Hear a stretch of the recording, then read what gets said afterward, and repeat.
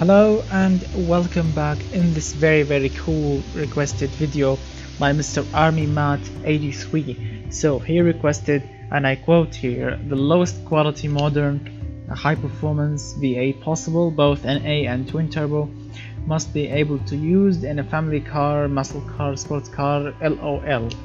Right. So to make this kind of engines, cheapy budget kind of sporty engine, it's easy, it's not real difficult. And let's start with the specs. As you can see, it's locked because I made two variants of the same engine, and when you do that, the family specs and capacity will get locked. So as you can see, it's a 60 degrees V-shaped 8-cylinder engine, aluminum head block material.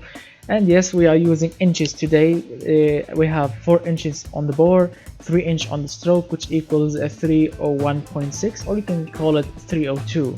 Or in liters, it will be a 5-liter engine or a 5000cc engine. Right. We have dual overhead camshaft, 4 valves per cylinder, aluminum head material, also variable valve lift technology here. We have cast iron crankshaft, cast connecting rods, and of course hyper cast.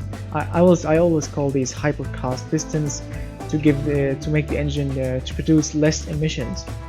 Minus 15 quality on everything, as you will see later. As you will see later, yes. 9.0 to 1 is the compression ratio, with 32 on the cam profile, 97 on the VVL profile, and of course we are using variable valve timing on all cams. Minus 15 quality too. Naturally aspirated. This is the naturally aspirated version. Direct fuel injection with single throttle body and performance intake manifold. Premium 95 octane fuel with 14.9 is the fuel mixture, extremely lean, and the ignition timing is all the way extremely advanced 100. 6900 rpm is the rpm limit here, and minus 15 quality also on the fuel system. I'm using long tubular headers with dual exhaust pipes, bypass valves, 3-inch exhaust diameter or 118.1 millimeters, high flow 3-way Carla converters, and the quad reverse mufflers, as you can see, with bypass valves. Minus 15 quality also on the exhaust, and this is the final result. 390 horsepower at 6900 rpm and 307 pound-feet of torque at 6400 rpm. Pretty much good numbers. These are very good numbers, and 61 points on reliability with everything on minus 15. Wow, that's amazing. And the fuel economy also with everything on minus 15, 22.1%, also good for a 5-liter V8 engine. The emissions are 114, also very good for minus 15, catalytic converters, also great. The engine is a little bit heavyweight. I know that the block and the heads are made from aluminum, but the internals are made from cast, and cast iron or cast internals are heavy. Smoothness, not really great, but it's very responsive. It has sporty noise to it. It's perfect. And look at the engineering time, extremely cheap and easy to do. As you can see, I mean, $2,637.6 for, remember, this is a high performance V8. This is not an economy or a cheap made inline 4-cylinder. No, this is a 5-liter V8 with direct fuel injection, dual overhead camshaft, VVL, VVT, 9.0 to 1. All of this cost money, but 2,600, this is cheap. As you can see, it sounds really smooth and elegant and sporty.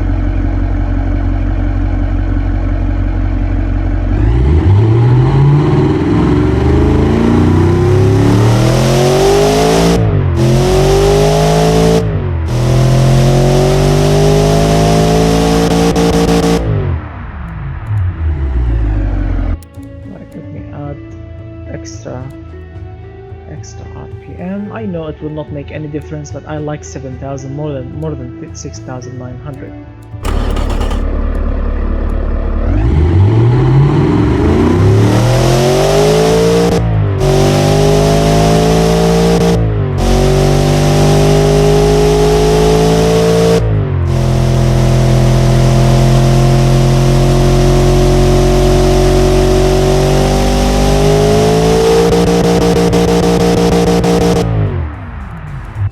a really good engine. It's not bad at all. Now let me show you the turbocharged version.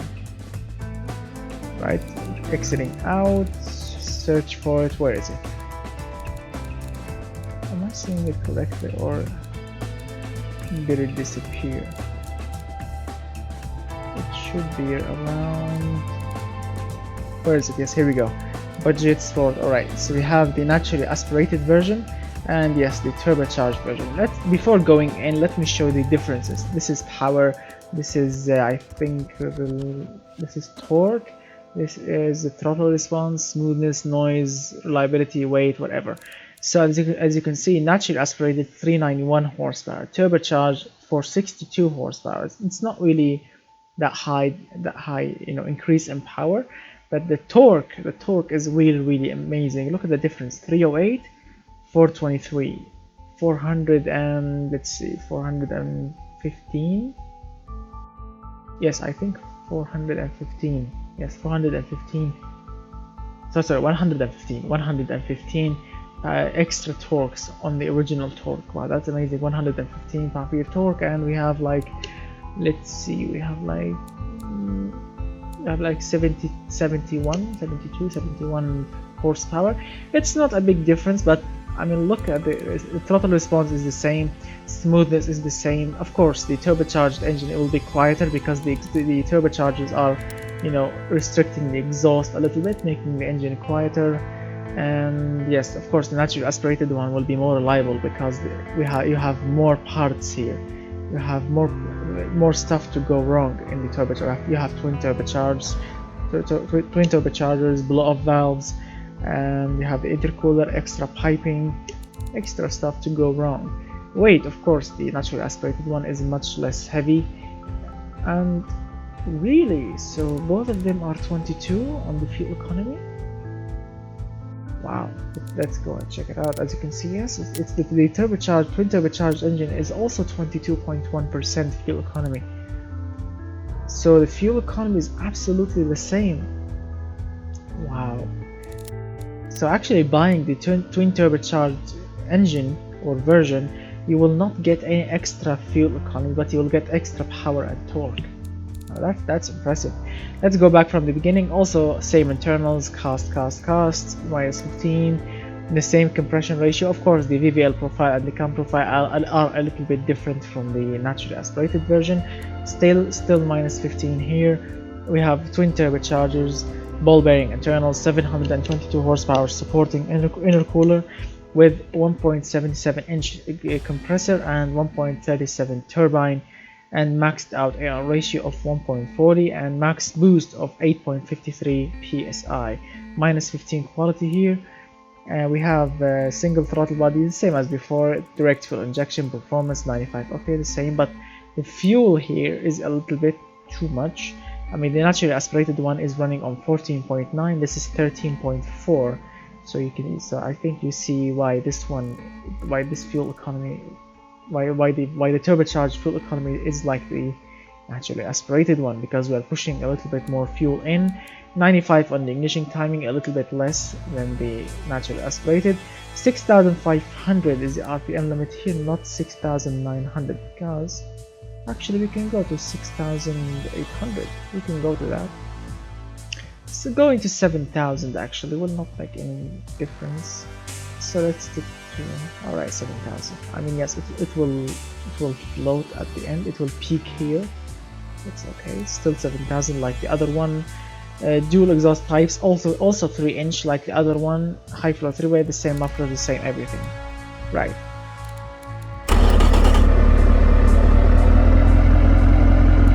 As you can see, the engine is really torquey, sporty, good.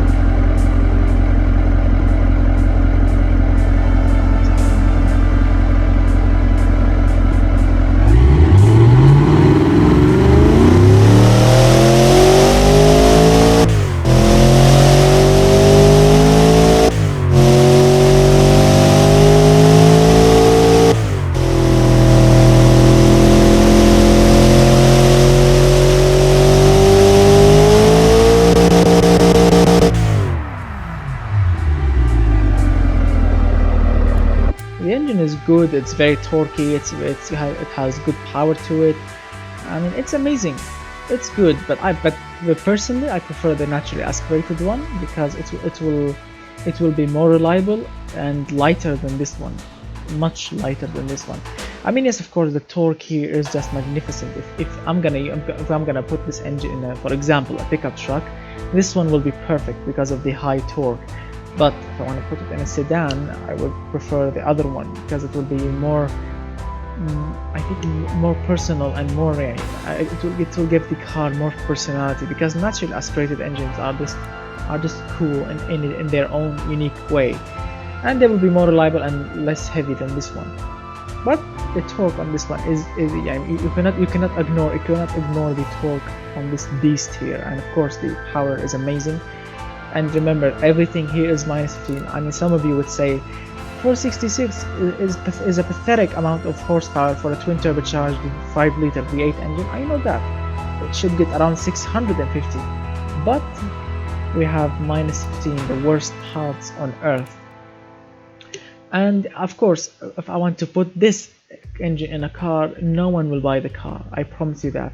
In the sandbox, if you put any engine to minus 15 quality, no customers will buy it. They will hate it, and they will, I mean, the selling point will drop significantly, and some of them will hit 0.